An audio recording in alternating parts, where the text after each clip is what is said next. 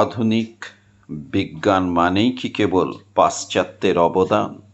না, বিজ্ঞান চিন্তার গভীর শিকড় কিন্তু ভারতীয় দর্শনের মাটিতেই ছিল। আজ আমরা জানব কিভাবে গৌতম, কনাদ, পতঞ্জলি বা আর্যভট্ট এদের ভাবনাগুলি আজকের বিজ্ঞান ও প্রযুক্তির ভিত তৈরি করেছে। এটি শুধু ইতিহাস নয়, এটি আমাদের পরিচয়। যুক্তির সূচনা। গ্রিক দর্শনের আগেও ভারতে গড়ে উঠেছিল যুক্তিবাদী চিন্তার ধারা।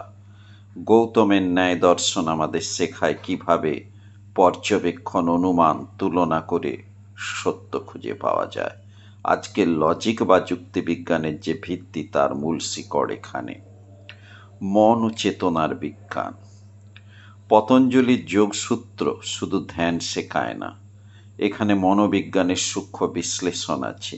চিত্ত, স্মৃতি, মায়া, একাগ্রতা সবই বিশ্লেষণ করা হয়েছে হাজার বছর আগে। আজকে সাইকোথেরাপি বা কগনিটিভ সায়েন্স আসলে এই জ্ঞানকে বৈজ্ঞানিক রূপেই তুলে ধরছে।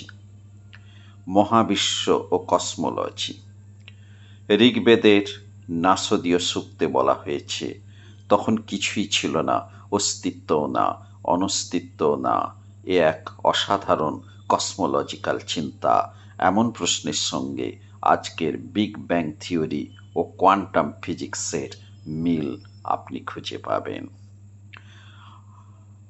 গণিত প্রযুক্তির মূল।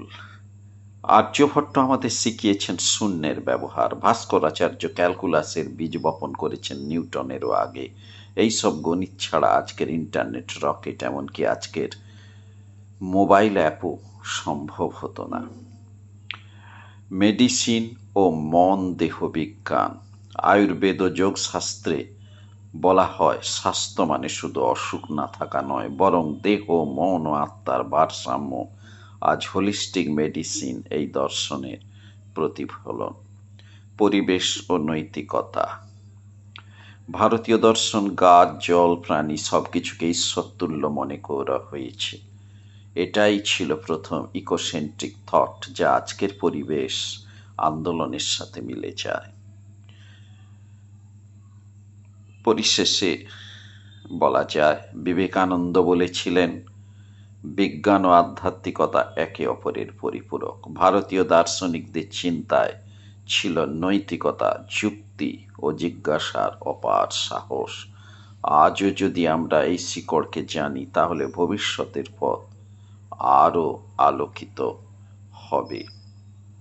আপনি কি চান আরও এমন ভিডিও? তাহলে স্টাডি লাইন স্টুডেন্টসে সাবস্ক্রাইব করুন।